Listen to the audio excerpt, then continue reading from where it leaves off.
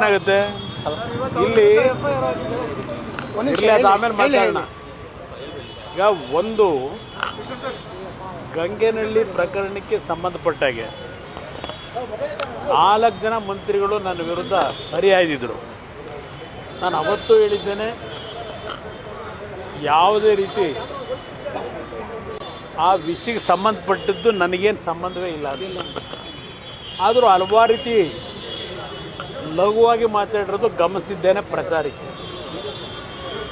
ಬಹುಶಃ ಮಧ್ಯಾಹ್ನದಲ್ಲೂ ಕೆಲವು ನಮ್ಮ ಮಾಧ್ಯಮದ ಸ್ನೇಹಿತರು ನೋಟಿಸ್ ಬಂದಿದೆ, ಕುಮಾರಸ್ವಾಮಿಗೆ ಮತ್ತೆ ಗಂಡಾಂತರ, ಲೋಕಾಯುಕ್ತದಿಂದ ಗಂಡಾಂತರ ಅಂತೇಳಿ.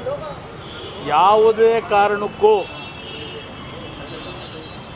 ಕುಮಾರಸ್ವಾಮಿಗೆ ಯಾವುದೇ ಗಂಡಾಂತರ ಬರ್ತಕ್ಕಂಥ ಕೆಲಸ ಅಧಿಕಾರದಲ್ಲಿದ್ದಾಗ ಕಾನೂನು ಬಾಹಿರವಾಗಿ ಮಾಡ್ತಕ್ಕಂಥವನಲ್ಲ ನಾನು.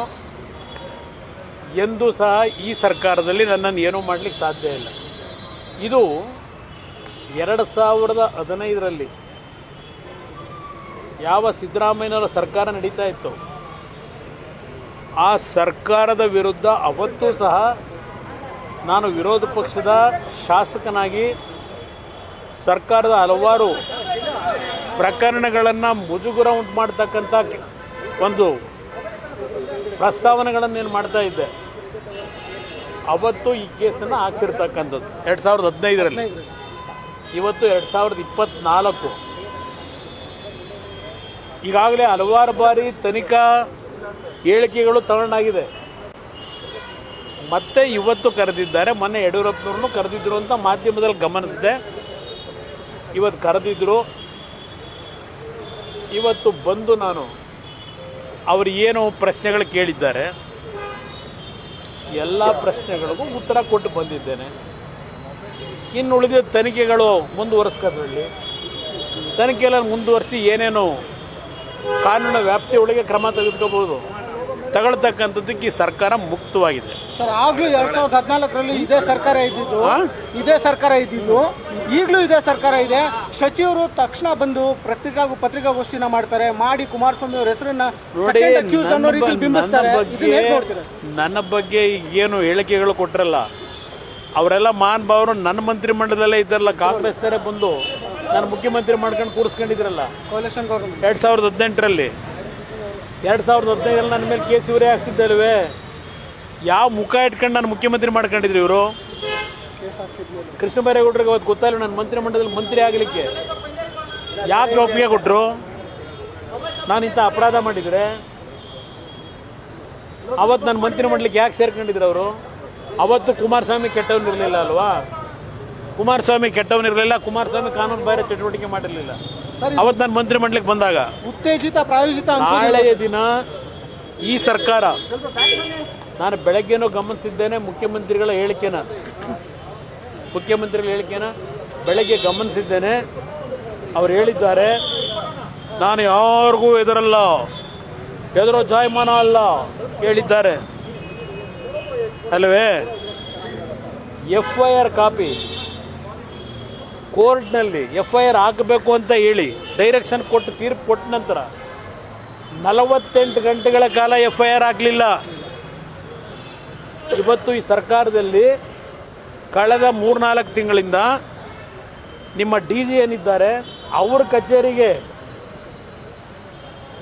ಹೆಣ್ಮಕ್ಳುಗಳನ್ನ ಕರೆಸ್ಕೊಂಡು ಯಾವ್ಯಾವ ಥರ ಅರ್ಜಿಗಳನ್ನು ಬರೆಸ್ಕೊಂಡು 24 ಗಂಟೆನಲ್ಲಿ FIR ಹರಿದು ಕೇಸ್ಗಳನ್ನು ಯಾವ ರೀತಿ ಹಾಕೊಂಡು ಕೆಲಸ ಮಾಡ್ಕೊಂಬಂದಿದ್ದೀರಿ. BJP ಮತ್ತು JDS ನನ್ನ ಕಾರ್ಯಕ್ರಮಗಳನ್ನು ಸಹಿಸಲಾರದೆ, ನಾನೇನಂತ ಒಳ್ಳೆಯ ಕಾರ್ಯಕ್ರಮ ಕೊಡ್ತಾ ಇದ್ದೇನೆ ಅದನ್ನೆಲ್ಲ ಸಹಿಸಲಾರದೆ BJP ಕಾಂಗ್ರೆಸ್ JDSನ ಷಡ್ಯಂತ್ರ ಸರ್ಕಾರ ತೆಗಿಬೇಕು ಅಂತ ಹೇಳಿ ಅಂತ ಪದೇ ಹೇಳ್ತಾ ಇದ್ರಲ್ಲ, ನಾಚಿಕೆ ಆಗಬೇಕು ನಿಮಗೆ. ಇವತ್ತು ಸರ್ಕಾರವನ್ನು BJPಯ ಸರ್ಕಾರದ ಬಗ್ಗೆ, ನರೇಂದ್ರ ಮೋದಿ ಅವ್ರ ಬಗ್ಗೆ ಮಾತನಾಡ್ತೀರಿ. ಯಾವ ನೈತಿಕತೆ ಇಟ್ಕೊಂಡಿದ್ದೀರಿ ನರೇಂದ್ರ ಮೋದಿ ಬಗ್ಗೆ ಮಾತನಾಡ್ಲಿಕ್ಕೆ? ನೀವು ಏನಿದೆ ಸಿದ್ದರಾಮಯ್ಯನವರಿಗೆ? ಯಾವ ನೈತಿಕತೆ ಇಟ್ಕೊಂಡಿದ್ದಾರೆ? ಕುಮಾರಸ್ವಾಮಿ ಮೇಲೆ ಯಾಕೆ ರಾಜೀನಾಮೆ ಕೊಟ್ಟಿಲ್ಲ?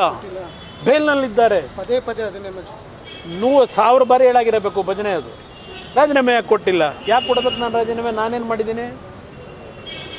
ಬಂಡತನದಲ್ಲಿ ಆಸ್ತಿ ಲೂಟಿ ಮಾಡಿರೋದು ಸರ್ಕಾರದ ನೀವು. ನಾನೇನು ತಪ್ಪೇ ಮಾಡಿಲ್ಲ ಅಂತೇಳಿ ಬಣ್ಣ ತಂದ ಹೊರಟಿದ್ದೀರಿ. ನಾನೇನು ತಪ್ಪು ಮಾಡಿದೆ, ನಾನ್ಯಾಕಪ್ಪ ರಾಜೀನಾಮೆ ಕೊಡಲಿ? FIS ಜಾಮೀನು ತಗೊಂಡಿದ್ದೀನಿ. ಜಾಮೀನು ಯಾಕೆ ತಗೊಂಡೆ? 100 ಬಾರಿ ಹೇಳಿದ್ದೀನಿ. 2013ರಲ್ಲಿ ನೀವು ಮುಖ್ಯಮಂತ್ರಿ ಆಗಿ ಒಬ್ಬ ಕೆಂಪಣ್ಣ ಅಂತ ಒಬ್ಬನ ಇಟ್ಕೊಂಡಿದ್ರಲ್ಲ, ಕಾನೂನು ನಡೆದಿದ್ದು ನಿಮ್ಮ ಪೊಲೀಸ್ ಇಲಾಖೆಯ ಎಕ್ಸ್ಪರ್ಟು ಕೆಂಪಯ್ಯ, ನನ್ನನ್ನು ಒಂದು ದಿನವಾದರೂ ಇಷ್ಟೆಲ್ಲ ಆಟ ಆಡ್ತಾನೆ, ನಮ್ಮ ವಿರುದ್ಧ ಹಲವಾರು ಏನೋ ಒಂದು ಮುಜುಗರಕ್ಕೀಡು ಮಾಡ್ತಾ ಇದ್ದಾನೆ, ಒಂದು ದಿನವಾದರೂ ಜೈಲಿಗೆ ಕಳಿಸ್ಬೇಕು ಅಂತೇಳಿ ಕಾನೂನು ಬಾಹಿರವಾಗಿ ಅಧಿಕಾರ ದುರುಪಯೋಗ ಪಡಿಸ್ಕೊಂಡು ಈ ಕುಮಾರಸ್ವಾಮಿ ಕೆಣಕ್ದಂಥ ನೀವು ಪಾರದರ್ಶಕ ಆಡಳಿತವ ನಿಮ್ಮದು? ಕೇಂದ್ರ ಸರ್ಕಾರ ವಿರೋಧ ಪಕ್ಷಗಳನ್ನು ಬಗ್ಗಿ ಬಡಿತಾರೆ, ನೀವೇನು ಮಾಡ್ತಾಯಿದ್ದೀರಿ? ನಿಮ್ಮ ಕೆಲಸ ಏನು? ಇವತ್ತಿಲ್ಲಿ ಬಂದಿದ್ದೀನಲ್ಲ, ನಾನಿಲ್ಲೇನು ತಪ್ಪು ಮಾಡಿ ಬಂದಿಲ್ಲ, ನಾನೇನು ಕಾನೂನು ಬಾಹಿರವಾಗಿ ಆದೇಶ ಮಾಡಿ ಬಂದಿಲ್ಲ. ಇಲ್ಲಿ ಎಸ್ ಬರಲಿಕ್ಕೆ ಹೇಳಿದ್ದಾರೆ, ಮಧ್ಯಾಹ್ನದಿಂದಲೇ ಹೇಳ್ತಾ ಇದ್ದೀರಿ, 3 ದಿವಸದಿಂದ ನೋಟಿಸ್ ಕೊಟ್ಟರು ಅಂತೇಳಿ ಇದೆಲ್ಲ ಈಗ ಚರ್ಚೆ ಮಾಡಲ್ಲ. ನಾನೇ ಸ್ವಯಂ ಪ್ರೇರಣೆಯಿಂದ ಇವತ್ತು ಬಂದು ಆ ಅಧಿಕಾರಿಗಳಿಗೆ ಏನು ಕೇಳಿದ್ದಾರೆ ಎಲ್ಲದಕ್ಕೂ ನನ್ನ ಉತ್ತರ ಏನು ಕೊಡಬೇಕು ಕೊಟ್ಟಿದ್ದೇನೆ. ಸರ್, ನಾಳೆ ದಿನ ಕೊಡ್ತೀನಿ, ಬನ್ನಿ. ನಾಳೆ 11 ಗಂಟೆಗೆ ಬನ್ನಿ. ಭಾಳ ವಿಷಯ ಇದೆ. ನಾನು ಮೊನ್ನೆ ಒಂದು ಮಾತು ಹೇಳಿದ್ದೀನಿ, ಈ ಸರ್ಕಾರದಲ್ಲಿರ್ತಕ್ಕಂಥ ಕೆಲವು ಪೊಲೀಸ್ ಅಧಿಕಾರಿಗಳು, ಹಿರಿಯ ಅಧಿಕಾರಿಗಳು ದರೋಡೆಕೋರರು ಅಂತ ಹೇಳಿದ್ದೇನೆ. ಅದರ ದಾಖಲೆಗಳನ್ನು ನಾಳೆ ದಿನ ಬಿಡುಗಡೆ ಮಾಡ್ತೀನಿ, ಬನ್ನಿ. ನಾಳೆ ಮಾತಾಡೋಣ, ನಾಳೆ ಬನ್ನಿ 11 ಗಂಟೆಗೆ.